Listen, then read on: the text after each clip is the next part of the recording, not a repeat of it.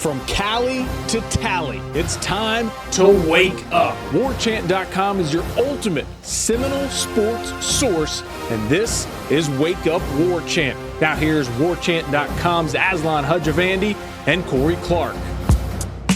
Watch out now. Yeah.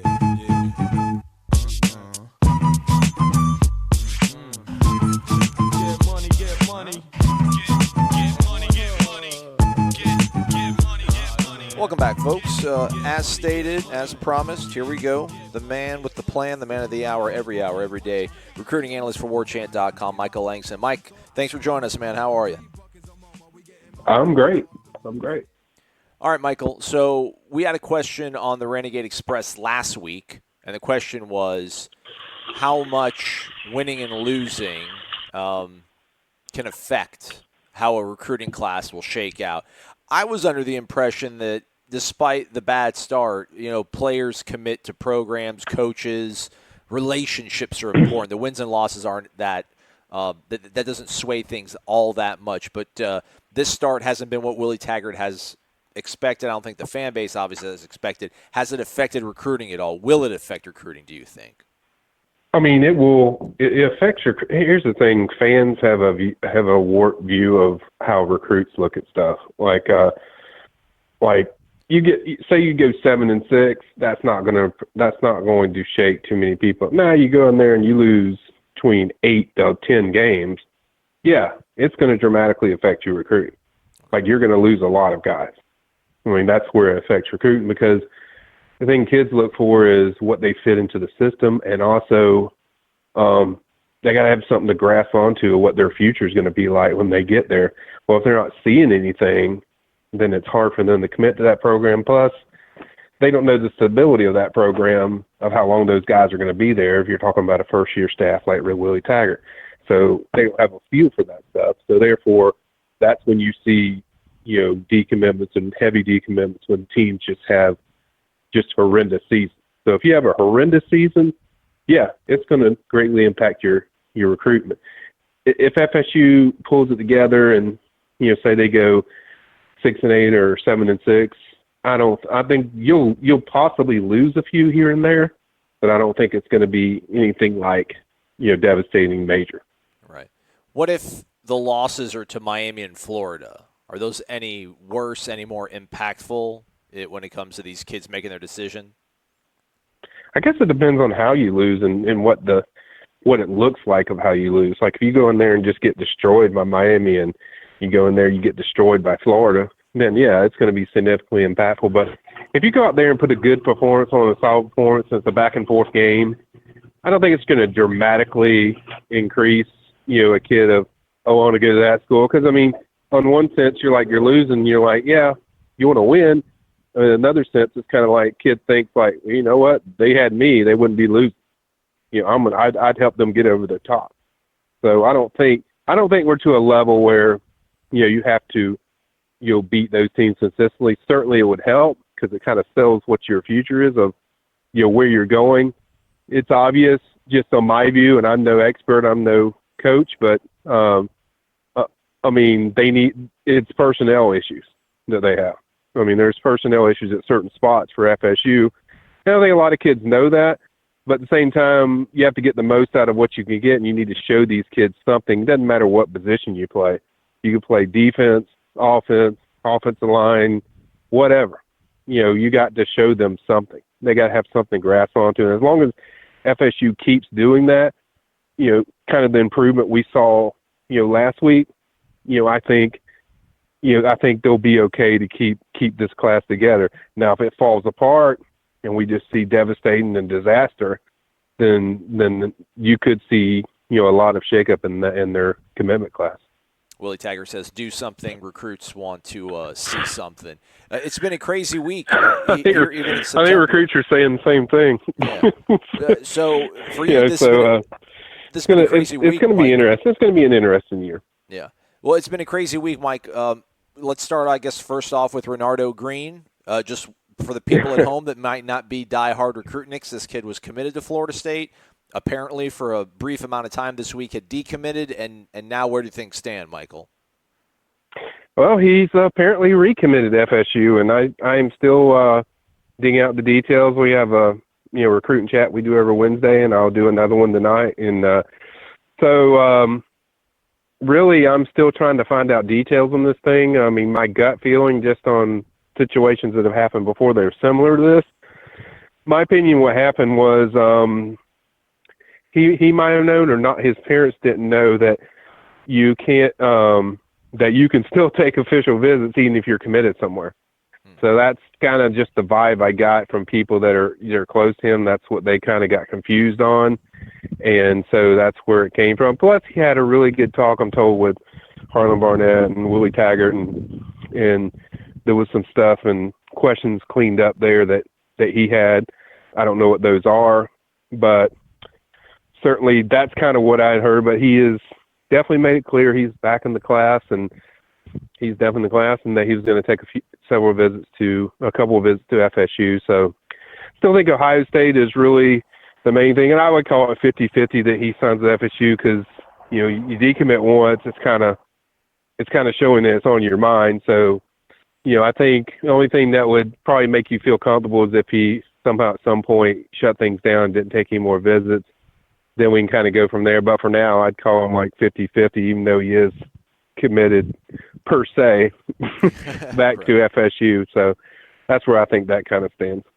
Renardo Green, 3-star cornerback out of Apopka. Also, there was I don't want to call it a false alarm, but there was a little bit of, I guess, maybe trepidation, anxiety from the Florida State fan base after Sam Howell. Did he officially visit? Was it North Carolina that he had gone and visited? Or not official, but had actually gone and visited? I think it was just a unofficial visit.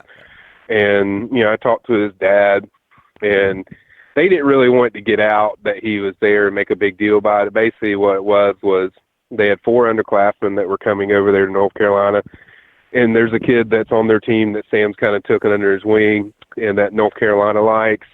And so he wanted to make sure all his questions were answered and he knew everything, and, get everything there and be associated. I'm not going to say that he hadn't, there isn't a little bit of interest in there, North Carolina, because it's closer to home, but everything we've been told is that he's very firm to FSU. I know they talked several times, and he had some questions because, what we had heard that basically was the offense wasn't going quite as fast as they thought they would. The expectation was DeAndre have a good year, and then DeAndre would probably leave, and then, step in, here's Sam Howell, with James Blackman going to battle against him. So I think there was kind of just concerns of where they're at, but it was nothing like major where he thought about decommitting or anything, or that even crossed his mind. And now it seems like, posting the Instagram thing the other night, he feels to show how firm he is. So I think he's good for now. I think he's good, really good. I think everything looks really good, but still something you got to monitor throughout the year to make sure that stuff doesn't creep up again. But I think at this point he's pretty good with FSU. Howell, 4-star, they call him a pro-style quarterback, although he seems to be like more of a dual threat out of Monroe, North Carolina, Sun Valley High School. Yeah. All right, you talked about at the beginning here, Michael. It looks to be a personnel issue for Florida State. I think that's probably putting it very diplomatically and mildly, and most of the eyes and the fingers are in the direction of the offensive line. So there's already 2 guys that have verbally committed to Florida State. That's obviously not enough. How much can Florida State do in one season in terms of recruiting, and who are some of the guys that they continue to put their focus on? Well, we just put up an offensive line hot board, which might have been pretty depressing to people because we just had to be clear about, where things stand currently. Evan Neal obviously is their top target. He's an offensive tackle from Bradenton, Florida, an IMG, originally from over there in the Muck area, in Kissimmee, or not Kissimmee, but I want to say Okalaki, but transferred over to IMG. But he's a guy that I like a lot. I think Bama currently holds the edge, but he's pretty open as far as not being ready to name a leader, not being ready to name when he's going to decide. He's a guy that was blown away as we talked to him after in the spring, but certainly needs to see the team. I think that's a guy that he's always told me that playing time is a big thing where he would like to play early. That's kind of a thing he'd like. So that's a plus for FSU, but certainly there's work to do to catch up with Bama and Miami. We've covered William Putnam before. Me and you both went to see him. Yep. I think they're in a tight battle with Auburn. Auburn people kind of think they have a slight edge, but they know it's a battle. He's the closest with Greg Fry, the offensive line coach at FSU. So that scares them a lot because trust is a big thing with William, and comfort and culture and all that stuff. Auburn does a great job with that. So I think it's just a tight battle with those two. Those are two, top ones. Then you have Cardell Thomas. Obviously, with the season LSU's had and the season FSU's had, it's kind of been different stories. And I think because of that season, I think it's pretty likely he's going to, still sign with LSU. So those are some of the ones. I think everyone can look at all the main ones. What I think will happen, I think you'll see them get into the JUCO ranks because it's pretty clear they need help immediately. Not sure even a true freshman, barring except for a guy like Evan Neal, an elite offensive line can just come in there the first year and enter and be fine. I think they're gonna have to go to the JUCO ranks or the grad transfer area. They're gonna have to go in that area and get a few. I've heard that their numbers are what they want to get and what they plan to get is between 4 and 6. I think it's more 5 or 6 personally, but I think that's where they're at. That's their top priority. That's been made clear to me. There's no other position that's more important to them than the offensive line. They are locked in, and they have a bye week coming up, I think, after the Miami game. Yep. So they're going to spend a lot of time, and then we'll get a feel for who these JUCO guys are that they're going to be pursuing. But I expect the board that I covered that's going to expand a lot more than what I covered. I just covered mainly what things are right now, but they certainly need help. And, my personal opinion, which means nothing as far as football, but I think the success of their offensive line or what they get is really going to determine, how successful and how long I think this tenure with Willie Taggart will be. I think if he gets the offensive lineman, gets the guys he needs in there, I think he'll be all right with the offense and everything, with the skill guys he's adding, because you're not going to have problems getting skill guys that kind of want to play for that offense, but got to fix the offensive line. That's really the key his whole tenure. I think Harlan Barnett's doing a good job with the defense, so I think everything else will equal itself out, but if that's not fixed, it's hard to see that lasting a long time. Yeah. Let you go out on this one, Michael. A lot of folks obviously are still in Willie Taggart's corner and say that, the fan base needs to be patient, let him get his players in. But can this coaching staff afford to be – do they have to hit a home run in this recruiting class to get things fixed that they're dealing with right now? I don't think you have to hit a home run. That's the thing that's confusing. Everyone's like, yeah, you got to get offensive linemen like Alabama and you got to get offensive line like Georgia. It's like, yeah, but it's not about that. It's about getting guys that fit your system that can run your system well. Wisconsin does that really well. Boston College does that well to a lesser view. Even Oregon, the school he left, does a very good job of that. It's not about getting 5 stars. It's about getting talent in there that fits your system well. And that's what the old staff did a horrible job with. Got a lot. Not to just slam on these dudes, but it's like there's a lot of horrendous evaluations in there. I'm not going to pinpoint each one because that's not fair to the kids.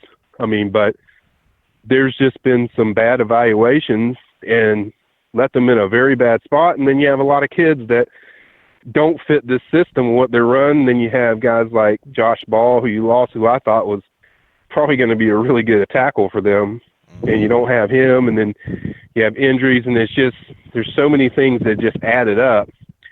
And, but I don't think he has to have to tear it up, but I think he needs to get guys that can come right in there. Some of them we understand they're not going to be ready to play, but they need to have like 1 or 2 that I think are ready to play, especially at the tackle position, which they're in dire need of so bad. Yeah, for sure.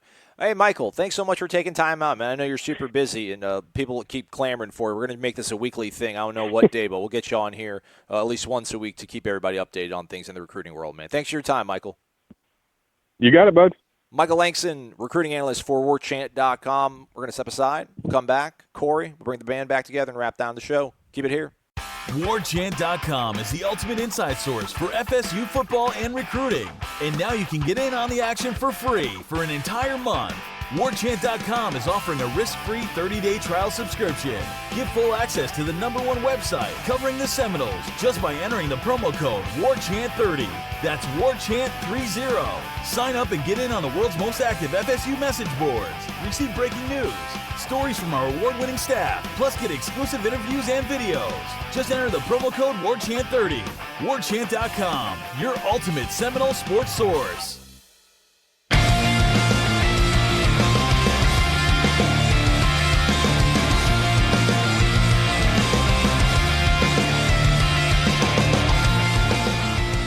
Again, a shout out to Michael Langston. We will make that a recurring weekly thing. We'll get him here to talk about the recruiting and everything. So you heard it, Corey. Apparently there's a sort of line of demarcation between being bad and being terrible. And if you're bad, you can still recruit at a pretty decent clip. But if you're terrible, 8 losses, 9 losses, then recruiting likely takes a hit. So. But, hey, Louisville's ahead. I mean, Louisville's beatable, winnable. Yeah. All right. 100%. Let's get to it. WarChant.com, the Renegade Express. If you're not a member, use the WarChant code, WarChant30. Use the promo code, rather, WarChant30, to get 30 free days of access. All right, first question. Hold on. Do we have, like, theme music for the Renegade Express? And if not, shouldn't we get some? Like, maybe, should I play like a horse, like a and we'll go right in. Yeah, I mean, you could go back and edit at the beginning of this segment or something and put a horse or I guess it'd be like a bunch of horses running together, like a stampede. Okay, yeah, like a clop, like all right, okay, yeah, like a gallop, a strong gallop. And then we'll end it with well, okay, we'll revisit that. I don't know if that's how we want to end it in this segment, but that's certainly an option. Well, no, the music, it'll start off with the galloping, and they'll and I'm like, welcome into the Renegade Express. I'm Aslan Hutchavandi. He's Corey Clark. Okay, that sounds perfect. I can't wait to hear this. Okay. First questions, not even a question, or the first correspondence comes from Hogpin. He simply quoted the post that I made and said, "We are going to win." So there's that, everybody. That's pretty cool. Okay, good job, Hogpin. Yeah. Second one comes from GA Drummer 86. I would assume that he's a Georgia drummer or a drummer from the state of Georgia, class of 86. And he's 86 years old. Okay, that too. Wake up! Probably Last week, I accepted the bowl streak was over. However, after a glimpse of competence from the offense and a very poor showing from the rest of the ACC, I can now see very possible wins against Louisville, Wake, and Florida, and a chance of beating Miami. Agree or disagree, and how important does that make the Louisville game? Corey. Yeah, I said on headlines on Wednesday, Tuesday, whenever we record that show, and I believe it. If they beat Louisville, I think they'll get to a bowl. But, they got to beat Louisville. Again, they've scored 10 points in 2 ACC games. And now they got to go on the road. And I know Louisville's not great, but certainly neither is Florida State. So there's a lot of and they're a wounded team. So either Louisville's going to come out all fired up and rallied and ready to go, roaring to save their season, or they're going to quit. And I think if you get up on them early, they'll quit. But that's a big if. So I think if they beat Louisville, they can get to a bowl. If they lose to Louisville, in my opinion, there is zero chance they get to a bowl. That's quite accurate. I would agree with most of that. Yeah, they don't even know who their quarterback is right now. I think their starting running back has a bone bruise. I don't know if he'll be available.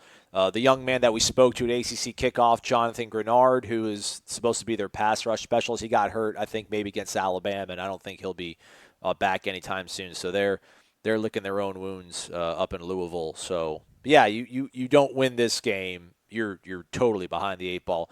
But I still don't know. I mean, this only gets you to 3, and then, maybe Wake is 4, and then like what you're hoping Boston College. I can't count this team to go into Notre Dame or Miami and win those games. That's hard for me. That's a bridge too far for me to cross right now. Yeah, but you got, BC and Florida are both eminently winnable games. So is Wake. And at NC State, at Miami aren't, those aren't 1 in a million chances. Though Neither one of those teams are great. I mean, if you play well, you can beat either. I think obviously Clemson Clemson and Notre Dame, I think, are by far the two toughest games left, and I would be stunned if they won either of those.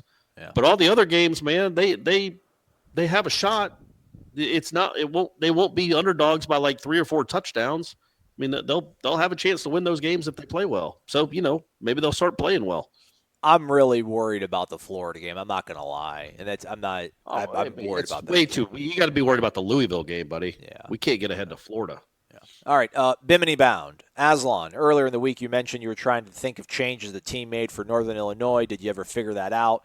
There was talk that during the first couple of drives, a 2 tight end set was used to help with blocking, but after those drives, we quit using max protect. That sounds pretty accurate to me. I do know that they came out and like Gabe Neighbors was out there getting a whole bunch of burn, but I felt like that sort of, full house set that they were running with 2 tight ends kind of went by the wayside as the game progressed. I thought a rule of coaching is to stick with what works.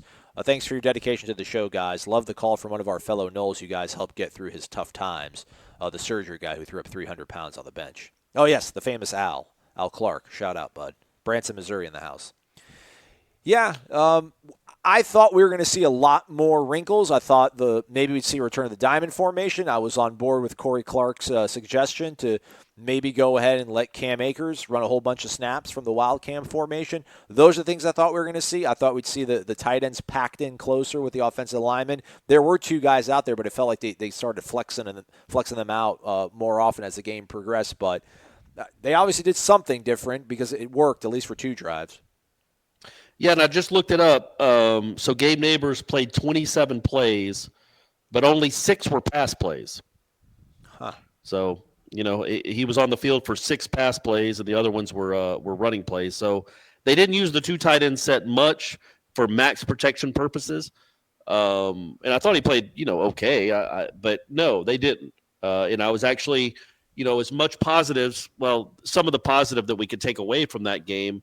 One of the negatives, in my opinion, was it was still the same exact running game that we'd seen all season. I think Francois might have kept it a few more times. I think he was over-under whatever our over-under was last week. He was over it. He was over it. But, it wasn't to great success, and it certainly didn't change the feel of the running game at all. They still didn't really account for him much, and even when he kept it, he certainly wasn't making an impact with his legs. So I'm still of the opinion, and I will continue to be of the opinion until a quarterback on this football team is a viable option with his legs, a real threat to run the ball, it's going to continue to look like this. Mucknoll, by the way, his join date, Corey, September 11th, 2001. So that must be a glitch in the system, which is really a bizarre glitch. Or Mucknoll, you're listening to this, obviously. You asked a question. We're about to answer it. If you really did join on September 11th, 2001, please take us through that process in your next question. Yeah. I'm not making light of it in any way. Obviously, it was the worst day in our nation's history.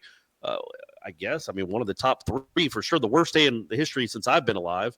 So please let us know how that happened. I just want to know the machinations of why somebody would join a football website on that day of all days, whether it was early in the morning before it happened or something to just get your mind off it. Either way, just genuinely curious. Hey, guys, I enjoy the show. Not sure if you guys noticed it or not, but the interception throw by Francois against NIU was entirely caused by a poor mesh execution by he and the running back, which caused him to temporarily lose control of the ball and force a hurried throw to McKitty. I did not notice that. We'll take your word for it, Muck. With that said, why do you guys think Francois struggles so mightily in executing basic handoff fakes in this offense? Do you expect it to improve, or is this just how it's going to be with Francois taking the snaps? It'll improve. I mean, the struggles, it might be more between the ears, I'm not trying to say intelligence, but just more of a mental thing in terms of him being injured, him having from last year, him not having the most stout offensive line. So he's probably trying to maybe, we talk about a game of inches. Maybe it's a game of fraction of a second when it comes to executing that mesh point, but he wants to get the ball out of his hands as quickly as he can, or hand it off and get out of the pocket. So I'm sure he's going to get more comfortable in it. He didn't get to take a lot of live, obviously, reps in spring. We don't really even know what he did in the offseason in terms of if they allowed him to get thud. We assume they probably didn't, since he was coming off that knee injury still. So I think a lot of it is just he's got to get used to the live bullets, the sound of war, and all that kind of stuff that's has returned since he's the starting quarterback again. Yeah, I mean, I hate to do this, but it's where Willie came from. When you watch that kid run that play, the zone read, and again, he's going to keep it. He's going to hand it off most of the time, but it's just so much quicker. Everything about it is so much quicker when the Herbert kid is running it, and obviously when the people at choose a school that run it better than Florida State currently does with a quarterback that's used to it. I've never played quarterback at the D1 level. I know you guys are going to be freaked out by that. I think a lot of people listen to this show thinking that I'm a former Division I quarterback, but I'm not. But still, I would just have always assumed that it's pretty easy to learn that, to get to have the pistons firing in your brain where you get rid of it as quickly as possible or you keep it. But for whatever reason, it's just not working with DeAndre right now. And to in fairness to him, he was not recruited to run this. He probably didn't run it much in high school at IMG, if at all. And Jimbo taught it, but only at a cursory level. It was never really taught, and it was never really ingrained in him. And quite frankly, he didn't come to Florida State to run this offense. So it's still a learning curve, and hopefully he's still on it. And hopefully he'll learn how to do it. But yeah, it's slow. It's just way too slow. And again, it's not great. But I didn't realize that about the ball wasn't in his hands when he threw it when he was trying to throw it to McKitty. That might explain it. Yeah. I think it'll get better, though. I think, again, I think maybe what you just point out, this is not necessarily a thing that he repped a lot in high school, perhaps. It's nothing that he repped a lot when Jimbo was here. And I think, that's one thing that Willie has mentioned is the fact that, DeAndre, was behind in terms of having the amount of reps running this offense. And maybe it's not so much even the aspect of seeing this offense, sort of, the functional view of it all. It's just knowing how to hand it off, when to hand it off. That little thing right there was something that he wasn't able to really rep enough to be at a high level at this point. I think it's something you can learn. Hopefully it's a nurture thing and not a nature thing that you're just born with. Next question. Enol_2000. Yo, guys, keep bringing the fire. Okay, we'll try. Corey. That's what we do. Corey mentioned that it felt as though the offense was running into a brick wall repeatedly. I would have thought that if they were going to force the run in the manner that they were doing it, that it might have made more sense to use Patrick as a battering ram in order to soften up the D so that Cam could eventually come in and break one. However, there were several times where Cam was the one running straight into the O-line. Do you think that was really trying to establish more of a toughness mentality with Cam, or do you think he may use Patrick more in the early quarters to wear the defense down going forward? Because good old Jacques definitely runs the little what for. I liked it on the War Chant report, which you can obviously watch on warchant.com. We've got Gene calling him Jacques now, too. Oh, do we? Yeah, he didn't call him Jacques Wes at all. It was Jacques Patrick. So hopefully that just takes off, and that's what everybody calls him now is Jacques. I don't know. It's hard to speak to what Willie was trying to do in the second half when it came to Cam and the running game. I've never been under the impression that Cam Akers isn't a physical guy, and he's trying to establish toughness with him per se. I just think personally he thought that eventually he'd hit a 50 or 60 yarder. And, there we go. See, you can do it. That kind of thing. Yeah. Where you hit one 60 or 70-yard run, and all of a sudden you just get more confidence about yourself. You see that it can happen, and you feel better going into Louisville, and it just never, ever happened. Yeah, keep chopping wood. Also play Rasul a little bit. You guys keep trying to push that, and Willie keeps kind of. Oh, he's Heisman posed with both me and Ira when we brought up Rasul, and I get it. It was garbage time, but I also get that kid did hit the holes harder than we've seen anybody else hit holes. Now, obviously, he hasn't been beaten down like Cam Akers has. He hasn't had to run behind that line like Cam Akers has through 4 games nearly as much. So his soul hasn't been, saddened like Cam's has. But, he definitely came in and had fresh legs. Yeah. Rowdy Knoll says, hey, guys, first would like to apologize for my question last week. It was inappropriate both in its verbosity and its subject matter. It really wasn't, Rowdy. It's fine. Rowdy got a little bit mildly offended. I didn't read his entire question. There was something he was talking about watching Willie on the sidelines. He sometimes looks out of it, or he's hallucinating. I didn't want to read the entire question because I thought it would maybe come off bad. I think he was joking around. I didn't want to read it word for word verbatim and then have people think that Rowdy was poking fun at the coach, because he's not. He obviously supports his team.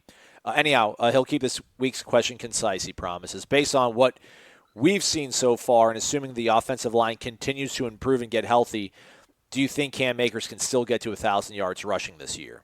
Thanks for all you guys do in keeping the fan base woke. You know how we do it. That is what we do. It's woke up war chant. Yeah. 1,000 yards. Yeah, I mean, sure. What's he at? 300 yards? I got that right here. And he's kind of on a pace to get close as it is, and he's been not good. Like, the rushing game's been awful.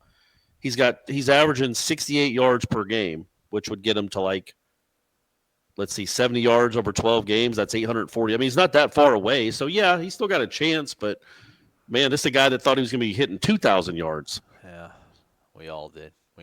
I'll still stay bullish on Cam just because he's my dude. They're averaging 103 yards rushing per game. Last year, Oregon averaged 250. Yeah. Well, just wait until Landon Dickerson comes back, man.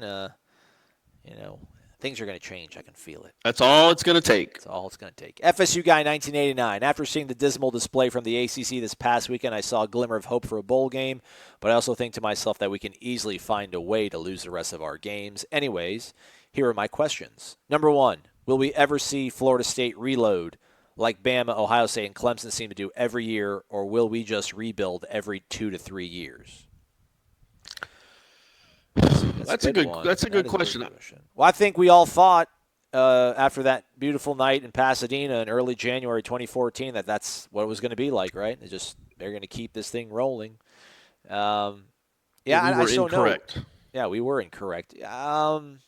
I don't know. I mean, if Willie can salvage the season, get 7 wins, and not squander away this recruiting class and start to get his guys in and recruit at the level that I think Corey was projecting early on this offseason, why not? But I'm at this because I'm a skeptical person by nature. Yeah, I do think Florida State just right now it's just not in a position to every single year be in the conversation for being the best team and win the national title or even make it to the playoff. But every 2 or 3 years, you would hope that you do have the shot. Here's what I think the ceiling is for a Willie Taggart program is. I mean, I do think that's a ceiling. I think if he got this thing rolling, and I'm talking about this season's a wash. Say he gets to 6 wins, that's fine. But next year he gets to 9, and he starts recruiting as a 9-win program. Right now he's recruiting. He's trying to recruit kids to a program that's lost, 8 of 15 games. That's just been mediocre for 2 years since they were sophomores or freshmen in high school. That's the program he's recruiting these kids to. If he can all of a sudden show them, look, we went from 6 wins to 9 wins, and he has that 1 year where they win 11 or 12 games, and I'm talking like 2020, 2021, I think it could sustain itself. I think he is such a good recruiter, and if he's recruiting to a great product, which we all think Florida State is, but right now a kid in, Pahokee might not because they don't win a ton. If he can recruit them, if he gets this kind of juggernaut, a season or two, like what Georgia had last year, if Florida State can have a season like that, I think it starts feeding itself. And I think it can become that, where it's not rebuilding every 3 or 4 years. I think as long as he's here and they're winning, he will put together the top or number 2 class in the country. He needs a quarterback. I mean, I joked about it earlier. Earlier in the month or whatever. How much different is he than Jimbo? Everybody says that Jimbo was nothing until he got Jameis, and it might be that thing with Willie. Willie just might need that sort of. And I think there's more. The quarterback that can make Willie's offense go really well is a dime a dozen, whereas Jimbo needs once-in-a-lifetime kind of guy. I think there's so many kids out there that are athletic that run this kind of offense in high school that he and Walt Bell can probably hone with a redshirt season and have that kid be pretty darn well and get some results out of them in a quicker time frame than Jimbo was able to out of his quarterbacks. But ultimately, I think he's going to need a quarterback who embraces the fact that he's gifted with 2 legs and can run the ball on the regular. Second question from FSU guy, thoughts on Kelly Bryant transferring and Florida State's chances to land him. Even if he had to sit out a year, we could have a roster that includes Blackman, Francois, Bryant, and Howell. 3 of the 4 have played a lot of meaningful snaps in college, and Bryant has done it in a system not too different from what Willie wants to do. And even if someone transfers, we would be okay. Yeah, I don't know that they would allow that. I don't know if Clemson has if they would just let him transfer anywhere like Florida State did with Bailey Hockman, even if it's to an Atlantic Division team. But I don't know. I don't know if Kelly Bryant's here. Maybe Jalen Hurts is here. Who knows? Both those guys. Jalen Hurts will be transferring after the year's over. Yeah. Kelly Bryant. I'll be honest, and I get it. I get why he did it. And maybe I would be the same kid if I was a senior starter. But I don't know that you want that kind of kid on your football team. He's on the number 2 team in the country that can play for a national title, and he will probably be needed at some point this year. They won the A&M game in large part because of him. In all last season he started. In all offseason he was the starter. And this is his team. He's a leader. He's trying to be a senior leader. We're going to do it this year. We're going to win the championship. Whatever he would have said, however he led. And then he loses the job and says it's a slap in the face. Did he say that? And now, yeah, that's what he was quoted as saying. Oh, geez. And it felt like a slap in the face. And now he bounces. Like Kelly Bryant's not an NFL quarterback. Yeah. So where's he going to go? What was he going to transfer to UTEP or Arkansas State? And he would rather do that than be a backup on a nationally ranked like championship caliber football team. I don't know. I don't know if you want a kid like that on your in your program. I really don't. And I get it. But I get Jalen Hurts makes much more sense to me. He's got a full year to play. He is certainly not going to play above the Tua kid. And he won a national championship already at Alabama. So, all right, go use your last year and I don't know, maybe try to prove that you can play at the next level. Kelly Bryant isn't a very good quarterback, and we know that. He was, they won in spite of him last year, and now he's just gonna bounce on the guys that he's played football with for 4 years. I don't know. I know I get it. I know that's the age we live in. And I know it's easy for me to criticize the kid sitting on my couch as opposed to one that only gets one chance at college football. But, that kid could be a part of a championship team, and they will probably need him again at some point this season. And he up and quits in the middle of the season? Like he could even say he's played 3 games. He could even say, look, I want to transfer after this year. Please don't put me in unless it's absolutely necessary. If we get up on Wake Forest by 45 points, please don't play me because I want to transfer at the end of this season. But I also want to be here for my teammates in case they need me. What if Trevor Lawrence gets, breaks his ankle in the semifinal game? Look what happened to Ohio State in 2015, right? Ohio State went to their 3rd-string quarterback to win the national title. Yeah, I don't even know who Clemson's 3rd-string quarterback is. I know they keep rolling out of there. Trevor Lawrence made like half the depth chart quit. But, you could make an agreement with Dabo, like, man, I get it. I mean, Trevor Lawrence is awesome. He's going to be really good. So you could say, look, man, I get it. I appreciate the fact that you let me start 16 games. I don't want to play. I want to practice. I want to help this team get better. I want to transfer at the end of the year because I know I won't beat him out again next year. And I don't want to quit on my teammates. So I want to stay a part of this team. But I also don't want to play mop-up duty when we're up by 30 points because I don't want to jeopardize my redshirt chances. So I've got one more game to play where I can redshirt and still get out and still transfer on. But I want to see 2018 out with my team, and I want to try to win a championship. And if you need me, if Trevor Lawrence goes down, well, then he's the starter again. and he starts for a top 5 team. Does any of that make sense, or am I just rambling? No, but what if Dabo's like, listen, I love you, man, but if you and I get you can leave, and if you want it, if that's the best thing for you, you got to do it. But if you're going to stay here, man, I need you all in. I can't have you hamstringing me and telling me that you can only play in one game. Maybe it was something like that. And I think a lot of this now, and I saw somebody tweet this, and I thought it was a pretty good point. I think in this day and age where kids can even change high school so quickly, and there's the 7-on-7 circuit, and you're paying to have your kid travel all over the country in the off season to get better and play in these showcase camps and get the scholarship offers, that these families can't afford to have their son sit and not play and then not get valuable time to put on tape to maybe try to better their career. And I don't know how much of this is families and players not having the right sort of mindset in terms of, listen, it's probably not going to work out in the next level. Just enjoy. If you have fun here as being a student athlete, just go ahead and let it ride. But I mean, who knows what Dabo said to him? Maybe there was something that just wasn't going to be sustainable, even if he would have stayed and try to ride the string out. So I mean, I do think there's certainly validity in the fact that how the way the sports industry is now, the high school sports and the travel sports. I'm kind of involved in travel ball. That just that whole industry and what it does to the mindset of a kid and the parents. That okay, if I'm not playing well, if I can't get on the field on this travel ball team, well, I'll just go find another travel ball team, one that I can play on instead of trying to win the job back. I get all that.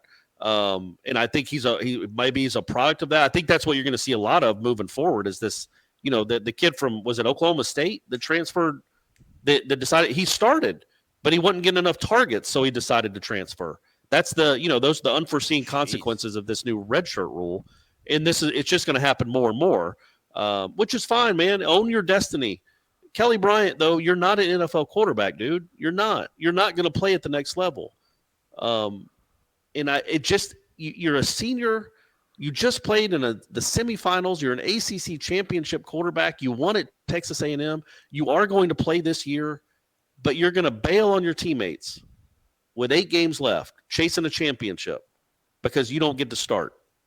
Okay, I mean, it's your life. That's fine. It's your prerogative. But people like me don't have to agree with it either. I think some teams would be hesitant about bringing somebody like that onto their team. Because again, he's on a great team that wins a lot, and they're going to need him. They're going to need him at some point this year, and he's not going to be there. He'd probably get a really cool bowl gift. He would have stayed too. Probably got like a new PlayStation or maybe a fancy backpack or something. Yeah, maybe even one of those pesky championship rings. Yeah. All right, let's go. Hurry up, no huddle. This is growing heavy on this one. Somebody asked to get Michael on the show. Your wish is our command. He was on the show earlier.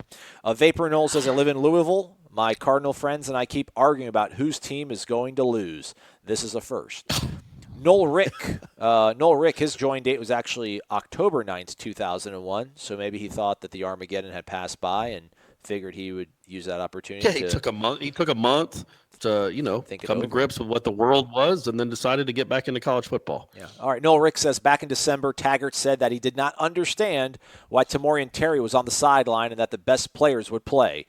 He is playing a lot, but not getting the ball. Why? 2 staffs have not trusted him. Is that on Terry or is it the coaches? Man, I think the staff trusts him a lot. If they didn't trust him, he wouldn't be playing that much, he wouldn't be on the field. Yeah. He's on the field a lot. And Walt Bell, talking about him on Tuesday, talked a lot about what he does when he doesn't have the ball in his hands, and in a glowing manner about the way he blocks and the way I assume that means the way he runs his routes, even if it's not coming to him. I think it's as simple as the quarterback doesn't look his way enough. Yeah, I think that's it. I don't get it, but the quarterback is always looking to 89. He's hardly ever looking to 15. And 15 is usually on the right side of the field, believe it or not. It's crazy how that works. Doak, yeah. FSU1, good morning. I love the show and listen to it daily from East Tennessee. My question, do you think that if DeAndre does not get hurt last year, would we see a more productive offense under the Gulf Coast offense? It seems as if he is still favoring his knee on the design runs I have seen this season. Have a great day. Not even if you want to, just says to have a great day. So we will. Yeah, he doesn't even give us a choice. No. Yeah, don't tell us what to do, by the way. No. I'll have a great day if I want to have a great day. I don't need somebody telling me that I need to have a great day. I I try to think back to the 2016 season, and how often did he run? Like, I know we have the images in our heads of those touchdown runs from like 6 yards out or 10 yards out where he would do his hoppy skip dance in the end zone.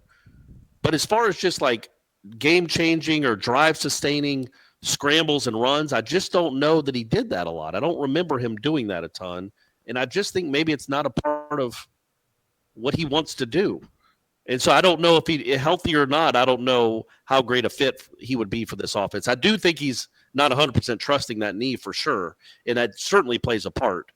But I don't know that he was going to be Quentin Flowers or anything remotely close to Quentin Flowers, even if he was fully healthy. I don't think that's what he wants to do. I don't think that's his strength, and it doesn't appear that he's great at it anyway. There's no way this can be right. ESPN has him down on, actually, it was probably sacks and dropbacks. And it says they had 108 rush attempts in 16. Yeah, I'm sure 60 of those were sacks. Yeah. His longest run was 35 yards in 16. This year, 21 is the longest run that he's had. Yeah, the injury. The 21-yard run led to a touchdown. Yeah, there you go. Yeah, for sure. I think the injury, so much of his hesitancy possibly on making the right decision might be self-preservation, but I think also not getting those reps, as many of them, the live ones, at least in spring, I'm sure it would look a little bit different. Are they still 2-2 at this point in the season? Probably, but maybe it's not not 24-3 on national television opening night, against Virginia Tech. Conway, T4811, High Coracle, and Asley. I guess, Ass Man, Asley, whatever you guys want to call me. Go ahead. Give me your gut feeling. How the team performs this weekend with going on the road once again. I think it's about a 50-50 chance to see another meltdown and get embarrassed again. Also, we haven't heard any more news on your personal life, Asley. You and Coracle should keep us updated. It gives me something to look forward to besides fumbles, bad blocking, and terrible reads. Power on, men. Coracle for President 2020. I support you. Oh, and BTW, by the way, we should try encouraging and supporting these offensive linemen. We've obviously bashed them enough and it did not work. Time to support these kids no matter what. Tell them they're great. Yep, maybe that's the way to go about it. Positive. I think they've tried everything with those guys. Tough love, sweet love. I don't know how much of it matters. Gut feeling, Corey, this weekend. You'll be in Louisville. What's your gut feeling? I don't think there will be a meltdown embarrassment. I don't see that happening. I don't know that Louisville is capable of doing it. So even if you wanted to melt down and embarrass, I don't know that Louisville is capable of taking advantage of it right now with that offense. But I'm certainly not going up there expecting a win. I guess I'm a natural pessimist. I'm not expecting a 63-20 loss either, though. Man, if they go up there and just play pretty well, say they win by a couple of touchdowns, which is again a huge if. What a great sign that would be. If they go out and can put drives together on the road and put up another, 28 or 35 points, that should be enough to win the game. And again, it should get people feeling good about this, where the direction of this program of this offense, considering where it was 2 weeks ago. By the way, I did look it up with Francois. He had 6 games in 16 today, Corey. All these stats, I know, man. good, I got the computer in my lap. So he had in each game in 1, 2, 3, 4, 5, 6, 7, all 10 of the 13 games that he played, he had a run for more than 10 yards. Huh. Actually, a run for more than 13 yards. Look at that. He had a 31-yarder, a 35-yarder, 18, 19, 18, 17. So he did do that some. Now, most of obviously those rushing attempts were sacks. Right. But, it's in there that he can take advantage of a defense that's not paying attention to the quarterback running at all. He should be able to, his legs should be used for first downs. Much like, remember when Clemson, you remember when Clemson had Kelly Bryant? And I was going to say Taj Boyd, but I'm like, why use him? Or Deshaun Watson? That's what the only thing they did with Kelly Bryant was when it's 3rd and 2 or 3rd and 3, Clemson has no problem using their quarterback to get first downs. Yeah. They did it repeatedly with Taj Boyd and Deshaun Watson, who was going to be a first-round pick. They know that. I mean, that's something that defenses just have a hard time covering and accounting for, is a running quarterback on 3rd and short. And so far, this quarterback just does not appear to want to do that, or is not being asked to do that. But again, until that changes, it's going to be a whole bunch of blah in the running game. And it might still be that way even if he tries to run, but only having one guy back there that can run, I've said it 1,000 times. I'm tired of hearing myself say it. It's not the running game's only going to be so effective. You got to have another guy back there that's a weapon with his legs. Jimbo 11, guys, love you, but the first 3 minutes about spaghetti noodles is a waste of time. It's not like we have time to waste listening to dribble nonsense. We aren't first graders. No disrespect, but be real. All right. You're blasted. You had to read that one, huh? Well, just let them know. We see what's going on. Medgar 647. Look, let me address that real quick. No, let's go. Let's keep going. Spaghetti. No, people, I can't talk about this football team for 7 hours a week. I do this thing 5 hours a week, and I do Seminole headlines. Plus, I do the War Chant report. I'm telling you, I get tired of hearing myself talk about the same stuff over. I can't imagine y'all want to hear the same things over and over again. So if my man has a spaghetti problem and is having an issue, by God, we're going to talk about it. We're going to get into our private lives. I took a bath yesterday. Whoa. For the first time in maybe 15 years. Go on. It felt glorious. Hell yeah. I think I'm back to being a bath kid. I was 15 years. It's probably been 30 years since I took a bath. But I think I'm going back to baths. Okay. They're relaxing. I got my Enya going. Got the candles lit. Man, that thing was perfect. Look at you. So we can either talk about Aslan's spaghetti going down the drain, or we can talk about Corey's baths. Or we can talk about the offensive line not being able to. Right, and DeAndre not running the ball. Yeah. All right. By the way, they did fix a sink yesterday, and it wasn't – he said the noodles were the icing on the cake, but there was so much buildup of sludge that it was only a matter of time. So I didn't feel as bad. But, yeah, so after 3 days' worth of dishes and scrubbing everything, we're back in business. And supposedly the air conditioning guy is supposed to come later today, and I should have air conditioning. Man, things are really picking up for the old A-Dog, old A-Bomb. Yeah. All right, here's a football question. We only got we got 4 more, Corey, but they're all going to be pretty quick, I promise. Medgar 647, okay. He wants us to talk about Levante Taylor. He's given up more touchdown catches than the rest of the team total. Anyone who's watched Florida State can clearly see he is out of position, never turns his head around to look for the ball. We have other quality DBs to use instead of him. Yeah, I wasn't able to ask Harlan Barnett specifically about Levante Taylor. I got there late on Wednesday, so I didn't want to – I should have just been a jerk and be like, listen, I don't know if somebody's asked you about this, but I'm going to ask you again. What is the deal? I don't know. I mean, I don't think he's in danger of getting benched, but golly, just for his own prosperity in life, I hope he figures it out because I'm sure that he was planning on getting out of here and still plans on getting out of here at the end of December. And I don't want to say he's having a Tavares McFadden like, junior year, but it's closer to that than Jalen Ramsey. Yeah, I mean, I get why Florida State fans would be leery of these junior cornerbacks that come off pretty good sophomore seasons and getting, it feels like they have 1 foot out the door. That happened with Darby. It happened with P.J. Williams. It happened with Tavares McFadden. It did not happen with Jalen Ramsey. He was a badass as a junior because he only knows one way to play. And it would appear it's happening again with Levante Taylor. On I think he was really bad on Saturday. Like, he graded out, I'm looking at it now, and again, PFF isn't the end-all, be-all, but out of 23 guys on the team, he finished 22nd in overall defensive grade, and he had a red mark for tackling with a 21.4. He's not being physical at all, and you would hope that when he sees when those freshman guys come in, Asante Samuel and our man Litton, because he's lighting them up. Man, it just does not work. Just got lit up. He just got lit up. You would think that would make him play harder because look what those guys are doing. They're coming in and trucking folks. They're playing physical, and Taylor it's not there right now. But that was one awful game. I think he's played okay the rest of the way, just not great. He did have a pick 6 against Samford. That was a great play to ice that game.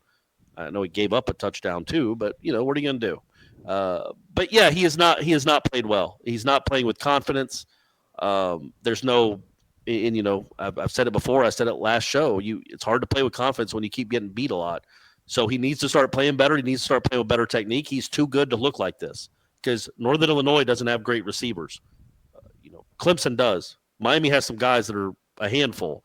He's got to start playing better because I tell you what, all these coaches are watching the same film that we've all watched, the same games that we've all watched through 4, and you better believe they're going to be attacking 1 a lot. And unless he has a sophomore turnaround like Tavares McFadden did, where he was bad the first half of the season, then was great the second half, and made them pay for taking shots, man, he's going to keep getting abused. He's got to figure it out. Or, man, yeah, it'll be interesting to see what Harlan Barnett does because you can't keep putting him out there if he's going to keep getting beat for touchdowns. But at the end of the day, like you said, he'll go down in Florida State lore on the Mount Rushmore of defensive scores in Florida State football history. So you can't take that away from him ever. Yeah, for sure. That probably, I guess that's up there with like Devin Bush in '93 versus Miami, ending that game, and then Buckley's pick 6 at the Big House. Yeah, those are probably the 3 most memorable interception returns in Florida State history. Flash FSU, since we're going to be drinking a bit more this season, let's talk about alcoholic beverages to consume for each game we have left this season. Obviously, for Clemson, we're going to want the one where we black out the fastest. I recommend tequila. What else do we got to work with this year? What about some wine and cheese pairing since we're optimistically a middle-of-the-pack ACC squad now? Flash, I do like a good Pinot Noir. I do recommend Mark West, the Black Label. It's about $15 for the bottle of juice. I like it. It's well-bodied. It's smooth. It's easy drinking. I like it. Yeah, and I think that might be being kind to be middle-of-the-road ACC. Not sure this program is middle-of-the-road ACC right now. I guess the next few weeks will tell us that. Yeah. Miami, I don't know, maybe spike your Cuban coffee. That would be a little bit festive. Maybe James Coley can give us some things. Maybe a little Kahlua in there. Maybe some Patron XO. But that's going back to the tequila thing. Yeah, I don't know. Maybe we'll have like a cocktail of the week to help you get through the game. Maybe we'll partner with somebody, get a sponsor on board. Maxwell Gibbs, hola mi amigos, que pasa? That means hello, my friends. What's up? Will PJ Savoy average more than 6 points a game this season? Give us an under-the-radar name to watch out for on the basketball team. Also, he's bragging about the fact that he thinks Jimmy Butler is going to go to Miami because he's a big Heat fan, despite the fact that he just turned 26. That on Twitter. Yeah. Well, actually, Maxwell's going to turn 26. Today's his birthday. Happy birthday, Maxwell. He turns 26 today, man. Shout out to our favorite New York City resident. Max G. Welcome to the Big 2-6 Club, buddy. Yeah. All right, so PJ Savoy, more over under 6 points a game this season. PJ Savoy, Corey. Over. I think they're going to run a lot, so they're going to score a lot, and they don't have like the one go-to guy. So yeah, I think he's going to hit 2 or 3 threes a game. Okay. In the under the radar guy, does Cabangeli count? No. I mean, everybody's played. Polite. All right, Polite. Over Raekwon? Yeah, I just think Polite is another shooter that they're gonna want to get involved more because they got plenty of guys that can get in the paint with Mann and Forrest and Cabangeli and how about the guy from Albany? Nichols, whatever the transfer. Yeah. I think he's a guy that's going to be a really important piece for them. He scored 40 in a game at Albany. He averaged like 17 points his last 2 years there. He's not going to be doing that at Florida State, but I think he could be around 9 or 10. I think they're going to have 6 or 7 guys around 10 points a game, and he'll be one of them. But he's also I think he's a guy that can get his own shot. I think he's a guy that can get other people involved, and he's a good shooter. So he's kind of taken over the C.J. Walker role, but should be better than C.J. Walker in every facet. Last question. One World _ Chop and Chant. What's up, guys? Don't feel like beating the same dead horse, so I figured I would ask something a little different this week. What I would like to know is, what is the atmosphere on the sidelines during these down spells? How are coaches emphasizing their unacceptance of the way the players are playing? For example, what is Mickey doing when things go down? Is he yelling? Is he positive? Anyways, once again, great job, guys. You keep grading out, and I'm going to have to get you guys a backpack or chain or towel or whatever the hell else. Yeah, get us all that. Get us all that stuff, buddy. The podcast pouch. We'll have like a fanny pack. Yeah, I can live with that. Once we get this thing simulcast, we could wear it on camera. Yeah, Mickey's a whole different deal because I don't know that he's supposed to be doing a whole lot of coaching on the sideline anyway. He actually walked out into the field. He actually walked I know, out. he's yelling at the refs. Man, you put Mickey Andrews on a sideline wearing a Florida State polo, my man is going to be fighting for Florida State. He's going to be rooting hard, and he's going to be coaching. He can't turn that switch off. That even though he hadn't been a full-time coach in almost a decade, that's always going to be a Mickey. It's a lot of teaching, man, or trying to teach. There's not a lot of coaches blowing up, losing their cool. The head coach is the one that I see the most do it. Now it's not Jimbo level, but there were 3 or 4 times on Saturday where he was irate, including once late in the game at his wide receivers coach, where he wasn't dog cussing him. I didn't hear what he was saying, but he was letting David Kelly have it and let him know that he was not happy at all with a substitution mistake that had been made. Really, really, it's like 4 minutes left to go in the game if y'all want to go back and watch it. But he was really not happy. So that, they don't just sit there and take it like, okay, guys, good try. I mean, they're trying over there. They're trying to challenge them, and they're trying to get better. But, it's only so much you can do. Yeah. All right, we made it, Corey. We're done. That's it. We did it again, huh? Another show in the books. Another show in the books. We'll return tomorrow. We'll do a phone call Friday as well as the over-under and discuss Corey patting his lead over me in that. But I feel this is the week that the warm will turn for me. Thanks for listening, everybody. He's Corey Maslon. We'll talk to you tomorrow. Happy birthday, Maxwell. The Sod Cemetery, Osceola and Renegade, and of course, the War Chant. These are great traditions known to all Seminole fans. If you are a card-carrying, garnet and gold-wearing Nole, don't you deserve a site that is truly dedicated to covering FSU sports?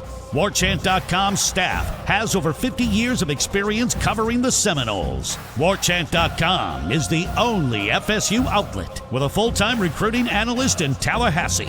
Plus, it's the only site with a full-time videographer and a daily podcast, 100% dedicated to FSU sports. Why act like Gators and settle for second best? WarChant.com, your ultimate Seminole sports source.